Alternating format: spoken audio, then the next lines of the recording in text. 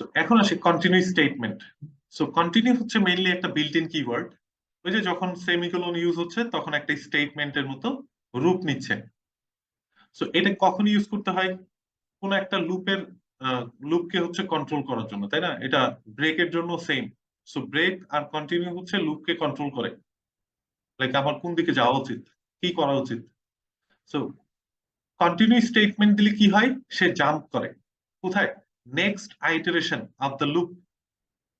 তার মানে একটা এক্সাম্পল, এখানে একটা কনফিউশন থাকে যে এই জায়গা থেকে যখন আমাদের জাম্প করার প্রয়োজন হয় যে কোনো একটা পজিশনে গিয়ে আমার স্কিপ করে যাওয়া উচিত, তখন স্কিপ করার জন্য অবশ্যই তখন আমরা কন্টিনিউ কিওয়ার্ডটা ইউজ করব।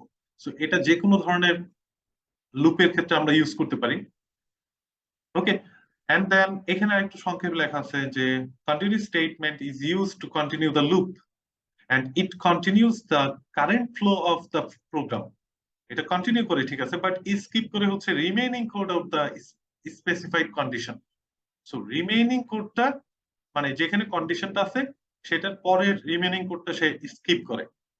একটা যদি এক্সাম্পল দেখি, যেমন যখন i ইকুয়াল 5 হচ্ছে তখন সে কন্টিনিউ করতেছে। কন্টিনিউ করা মানে হচ্ছে যেখানে কন্টিনিউ কিওয়ার্ডটা আছে সেটা কোন লুপে মানে কোন কন্ডিশনের ক্ষেত্রে হয়েছে, অনলি এই লজিক্যাল কন্ডিশনের ক্ষেত্রে। সো এটা তো একটা লজিক্যাল কন্ডিশন। সো এই লজিক্যাল কন্ডিশনের ভিতরে যদি আমাদের কন্টিনিউ কিওয়ার্ডটা অথবা কন্টিনিউ স্টেটমেন্টটা অ্যাপ্লাই করা হয়, সেই ক্ষেত্রে ও চেক করবে এটার পরে কি আর কোনো স্টেটমেন্ট আছে নাকি। যদি থাকে এটাকে সে স্কিপ করবে। স্কিপ করে কি করবে, এখানে আবার ব্যাক করবে। তাহলে আই এর ভ্যালু যখন 5 হচ্ছে তখন এটা প্রিন্ট করবে না। দেখেন আই এর ভ্যালু যখন এখানে দেখা যাচ্ছে 5 প্রিন্ট হয়নি, বাকিগুলো প্রিন্ট হয়েছে। তার মানে এইটাকে সে স্কিপ করতেছে কোন একটা কন্ডিশনের এগেনস্টে, ব্রেক করতেছে না। Like it will continue from next iteration. একটু যদি দেখি, যেমন এইটাকে আমি অ্যাপ্লাই করি, হ্যাঁ। তো এটা আরেকটা জায়গায় রাখি, তাহলে কনফিউজড হবে। সো কন্টিনিউ এক্সাম্পলস, একটা মেইন মেথড, দেন পেস্ট। ওকে, কন্ট্রোল শিফট এফ। সো এখানে যদি আমি কন্টিনিউ ইউজ করতাম তাহলে কি হইতো, একটু যদি আমরা এখানেই পয়েন্টারটা সেট করি 7 নম্বর লাইনে কন্ডিশনের এখানে।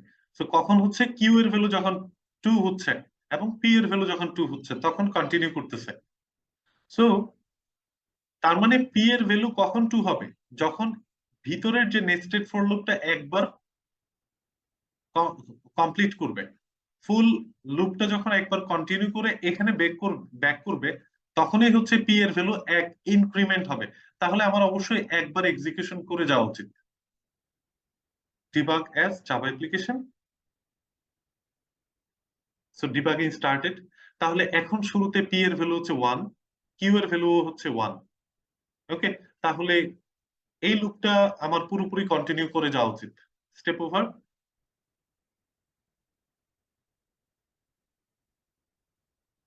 ওকে, তো এখানে এসে 1 1 1 2 1 3 প্রিন্ট করলো।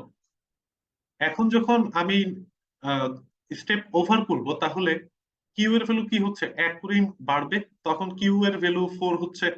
4 যখন হবে তখনই এই কন্ডিশনটা ফেইল হবে। ফেইল হলে কিন্তু এখানে চলে আসবে, স্টেপ ওভার, এখানে চলে আসলো। পি এর ভ্যালু এখন ইনক্রিমেন্ট করবে, এখন কারেন্টলি ভ্যালু কত আছে 1, তাহলে ইনক্রিমেন্ট হলে 2 হবে। দেখি পি এর ভ্যালু উপর কাটছে কি 2, স্যার 2 হচ্ছে লেস দেন 4, দ্যাটস ওয়াই সে এখানে আসলো। ওকে, সো এখনো হচ্ছে স্টেপ ওভার করলে কি হবে, কিউ এর ভ্যালু কিন্তু এখনো 1, তার মানে এই লুপটা একবার কন্টিনিউ করা উচিত। ওকে, এখন যখন ইনক্রিমেন্ট স্টেপ ওভার করব তখন কিউ এর ভ্যালু এখন 2 হচ্ছে, তাহলে পি এর ভ্যালু কত আছে, পি এর ভ্যালু তো 2ই আছে। তাহলে এই কন্ডিশনটা এখন হচ্ছে ট্রু। তাহলে ট্রু হলে ভিতরে ঢুকবে কন্টিনিউ স্টেটমেন্টে, স্টেপ ওভার। সো কন্টিনিউ করলে কোথায় যাওয়া উচিত, এখানে চলে আসা উচিত। ব্রেক করতেছে না তো, কন্টিনিউ করতেছে, তার মানে এই কন্টিনিউ কিওয়ার্ডটা পাওয়া মানে সে এখান থেকে সে স্কিপ করবে, এটার থেকে স্কিপ করা মানে কি এখানে আসা, এখানে এসে এটাও স্কিপ করবে, স্কিপ করে নেক্সট আইটারেশন মানে কি কিউ এর ভ্যালু নতুন করে ইনক্রিমেন্ট করবে। সো কন্টিনিউ এটা কখনোই এক্সিকিউট হবে না। স্টেপ ওভার করি, ব্যাক করছে কিন্তু এখানে, কিন্তু আর যদি আমি কন্টিনিউ না দিতাম সে কিন্তু এখানে আসতোই মাস্ট। সো কন্টিনিউ দেওয়ার কারণে এই স্টেটমেন্টটা স্কিপ করে নেক্সট আইটারেশনের জন্য সে কন্টিনিউ করতেছে। এখন যদি স্টেপ ওভার করি, এটাও চেক করতেছে, বাট এখন কিন্তু কিউ এর ভ্যালু 3, তার মানে এটা ফলস, তাহলে কন্টিনিউ কিওয়ার্ডটা এক্সিকিউট করবে না, এখানে চলে আসবে।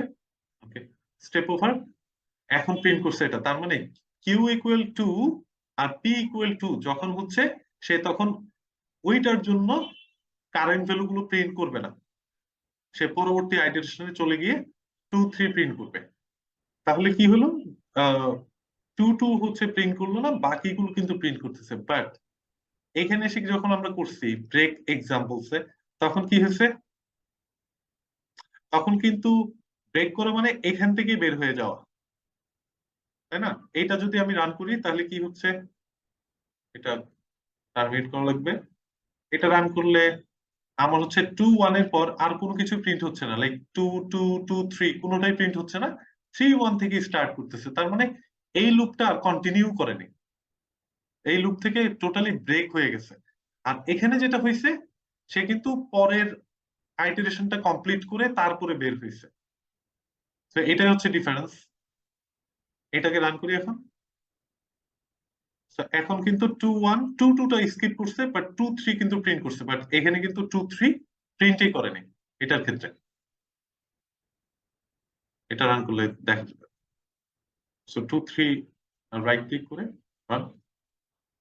সো 2 3 2 2 কোনটাই প্রিন্ট করে না।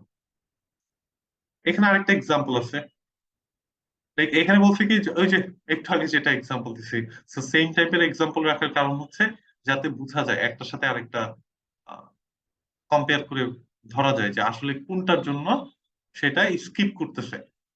এই কন্ডিশনের জন্য এই প্রিন্ট স্টেটমেন্টটা স্কিপ করবে।